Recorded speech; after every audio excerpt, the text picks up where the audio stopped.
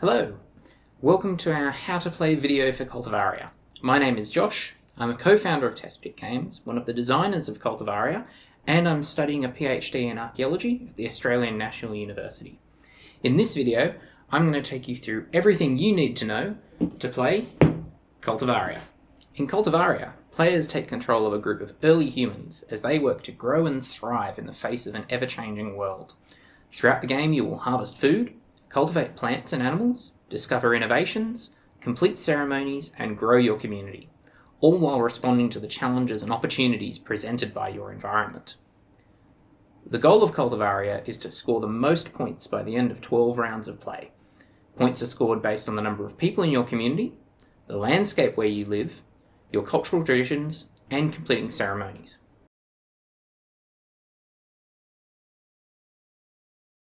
Before the game starts, you will need to shuffle all the decks, place the innovation, plant, and animal decks on their appropriate slots on the central wild board, and place the event deck next to the board. Then, place the climate cards face down near the main board. Flip over the first climate card to reveal the starting climate for that game. If this is your first game, we recommend using a set order of climates, starting with stable, then glacial, followed by wet, and finally dry. This should give you a chance to become familiar with the game before facing the more challenging climates. Once you know the starting climate, you can fill the slots on the wild board with plants, animals, and innovations based on the slots shown on the starting climate. Once the board and decks are set up, each player is dealt 2 tradition cards and 2 landscape cards. Each player chooses one of each card to keep. These will determine the main ways that you score points throughout the game. Once you've chosen your tradition and landscape, take the landscape board that corresponds with your chosen landscape card. Each player starts the game with 4 people and 4 food tokens. Place the remaining food in a central pile that all players can access, and keep your extra people nearby for when you grow. Finally, choose one player to go first, and then you're ready to start your first round.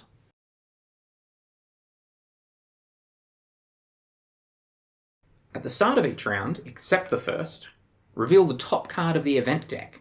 This will be in effect for all of that round. For the first round, you don't need to reveal an event. If the event card includes the climate change effect, immediately flip over the next climate card. That climate is now immediately in effect and replaces the previous climate.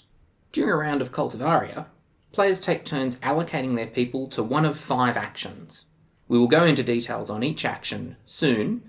On your turn, you may allocate as many people as you want to any single action. Once you've done this, the next player takes their turn. This continues until all players have allocated all of their people to actions. Since actions do not resolve until the end of the round, once you've allocated to any action, those people cannot be reallocated to something else. Once all players have finished allocating their people, actions resolve simultaneously for all players in a fixed order of harvest, cultivate, innovate, ceremony, and grow.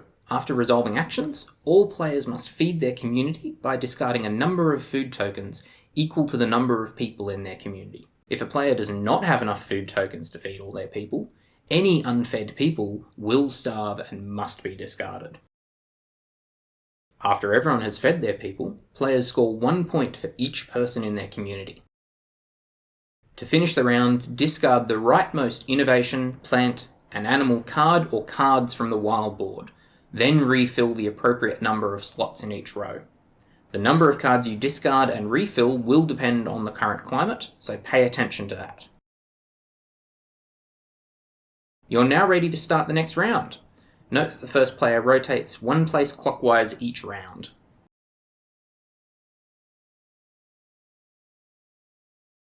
There are 5 actions in Cultivaria which players can take. They are harvest, cultivate, innovate, ceremony, and grow. Since the first 2 actions deal with plant and animal cards, let's take a closer look at these cards. Both plants and animals operate the same way. The difference only matters for different scoring and bonuses. Every plant and animal card has a few key elements. The numbers on the left of the card are the harvest and cultivate costs, which represent how many people it will take to complete each action. The number to the right of the harvest cost is the food value of the card, which shows how much food a player gains when harvesting that card.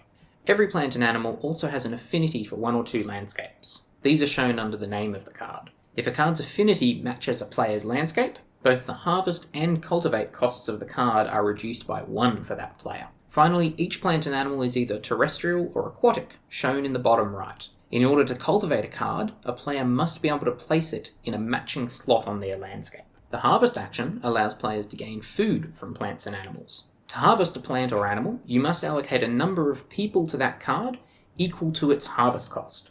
When resolving the action, you will receive a number of food tokens equal to the food value of that card. Players may harvest any plant or animal on the central board, or any cultivated plants or animals in their own landscape. Under normal circumstances, players cannot harvest plants or animals in another player's landscape. There's no limit on how many players can harvest the same resource, and all players always receive the full food value for a plant or animal that they harvest. However, each player can only harvest a given plant or animal once. The cultivate action allows a player to move a plant or animal from the central wild board to their own landscape board. To cultivate a plant or animal, allocate a number of people to that card equal to its cultivate cost. Any number of players can allocate people to cultivate the same card, but unlike harvesting, when the cultivate action resolves, only the player with the most allocated people successfully cultivates the card. If there's a tie between two players, under normal circumstances, the player who allocated people first wins. So if you want to cultivate a plant or animal that someone else is already cultivating, you will need to allocate more people than they did. Once a plant or animal has been cultivated, it is considered to have an affinity for the player's landscape, even if the landscape is not listed on the card. This means that the harvest cost of all cultivated plants and animals is reduced by 1. However, if the card already matched your landscape, you do not get any additional discount to the harvest cost of that card. There are a few things to keep in mind regarding harvesting and cultivating. First of all, a player cannot harvest and cultivate the same card during a single round. You must choose to either harvest or cultivate a card. However, a player can harvest a card being cultivated by another player and vice versa. Because the harvest action resolves first, the player harvesting will receive their food before the card is cultivated. The innovate action allows players to gain permanent bonuses by taking innovation cards from the wild board. To gain an innovation, allocate a number of people to an innovation card equal to the cost shown on that card. When the innovation action resolves, just like with cultivation, the player with the most people allocated takes that innovation and places it next to their landscape. Innovations are permanent bonuses and take effect immediately when they are gained. Again, as with cultivating, ties for innovations are normally won by whichever player allocated people to the card first. The ceremony action is a great way for players to gain extra points and is especially useful for players with extra people left at the end of the round. To take the ceremony action, simply allocate up to 3 people to the ceremony space. When the action resolves, players gain 1 point for each person they allocated to ceremony. While at first a simple action, there are many ways to improve and modify ceremony, and with the right synergies it can become one of the highest value actions in the game. The last action in Cultivaria is growing. This is how players add new people to their community to allow them to take more actions in the future. To grow, allocate 2 people to the grow action space. When the grow action resolves, you gain an extra person and add them to your community. Be very careful though when growing, because this action resolves before feeding. You will need to feed your new person as soon as you gain them. You can also grow as many times in a round as you want, but again, keep in mind, you'll need to feed those people. Every action in Cultivaria can change depending on your landscapes, traditions, the climate, and your innovations. It's important to pay close attention to what modifiers are currently affecting your actions. If you're interested in seeing Cultivaria in action, go and check out our full gameplay video linked below. Thank you so much for joining me. We're incredibly excited to be launching Cultivaria on Kickstarter, so go and check out the page which is live right now.